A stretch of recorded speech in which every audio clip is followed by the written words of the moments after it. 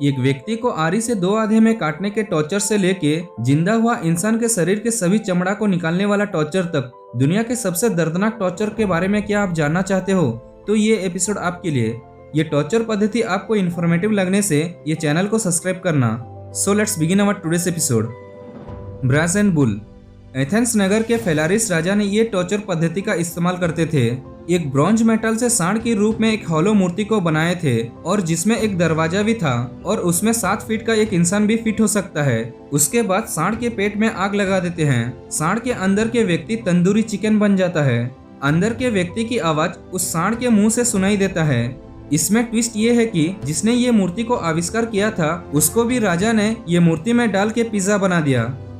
Flaying. 883 BC में राजा असुरनसिरपल ने ये टॉर्चर पद्धति का यूज किया था। ये टॉर्चर पद्धति में एक कैदी जिंदा होते हुए उसके शरीर के सभी चमड़ा को निकाल देते हैं। ऐसा करने से भी वो कैदी 2 से 3 दिन तक भी जिंदा होता है। उसके बाद ब्लड लॉस की वजह से वो मर जाता है। बस एक बार उस कैदी का पेन को आप थोड़ा इमेजिन करना। साइंग। दुनिया के कई राजाओं ने ये टॉर्चर पद्धति को इस्तेमाल किए थे।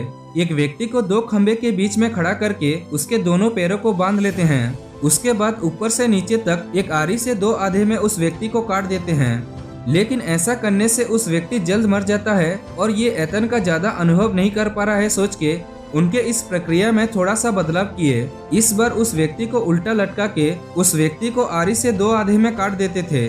ऐसा करने से उस व्यक्ति का खून सिर में जमा होके जब तक उसका हाथ नहीं काटा जाता तब तक वो जिंदा होता था। इसका मतलब वो व्यक्ति 5 से 6 घंटा ये एतन की अनुभव करके मर जाता है। Chinese bamboo. कुछ प्रकार के चाइनीज बेम्बो हर दिन 3 से 4 फीट तक भी बढ़ती है। यही नेचुरल फेनोमेना को चाइनीज लोगों ने टॉर्चर करने के लिए इस्तेमाल करते थे। एक 4 फीट के बेम्बो पेड़ के ऊपरी हिस्से को तेजी करके उसमें एक व्यक्ति को हॉरिजॉन्टली लटकाते हैं। तब वो बेम्बो ट्री तेजी से बढ़ने के कारण वो व्यक्ति बाहर चले जाता है। बाद में ब्लीडिंग के कारण वो व्यक्ति 3 से 4 दिन में मर जाता है। Spanish donkey.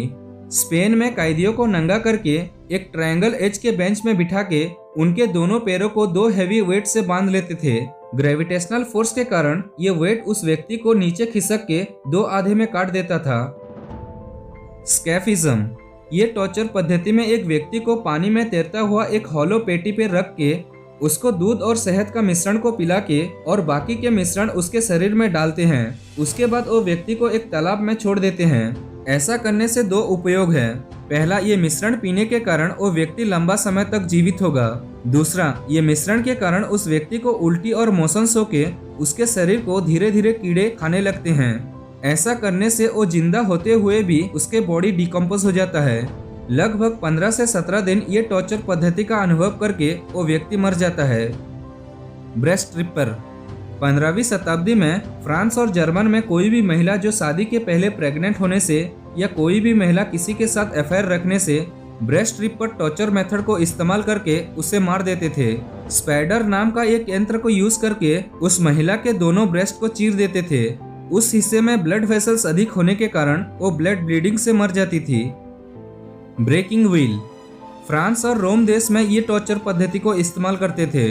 उन टॉर्चर के तुलना में ये टॉर्चर सबसे दर्दनाक है।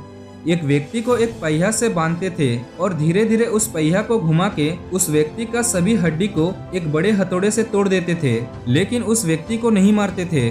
उसके बाद उस व्यक्ति को गांव से बाहर फेंक लेते थे।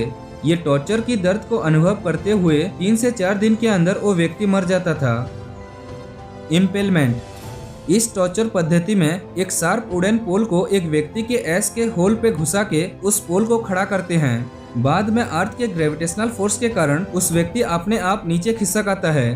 तब वो पोल उस व्यक्ति के मुंह से बाहर चली जाती है। कुछ लोगों ने ये पोल पर 6 दिन तक भी जिंदा होते थे। 15वीं शताब्दी में राजा व्लेड ने ये टॉर्चर पद्धति को यूज करके लगभग 20,000 लोगों को मार दिया था। क्रूसीफिक्शन। अब तक हमने केवल शारीरिक यतन पद्धति के बारे में देखे हैं, लेकिन ये शारीरिक और मानसिक पद्धति भी है। ये मेथड में एक व्यक्ति को पूरे भीड़ के सामने जितना संभव हो उतना अपमान करके उसे शारीरिक रूप से टॉर्चर किया जाता है। उसके बाद एक प्लस आकार के वुडन क्रॉस शेप में उस व्यक्ति के दोनों हाथ और पैर को कीले से मार के लटका देते हैं। धूप में कुछ दिन उस व्यक्ति को रख के टॉर्चर करके मार देते हैं। ये उन लोगों के लिए चेतावनी है जो किसी भी गलत काम करने से उनको ऐसा ही मार दिया जाएगा।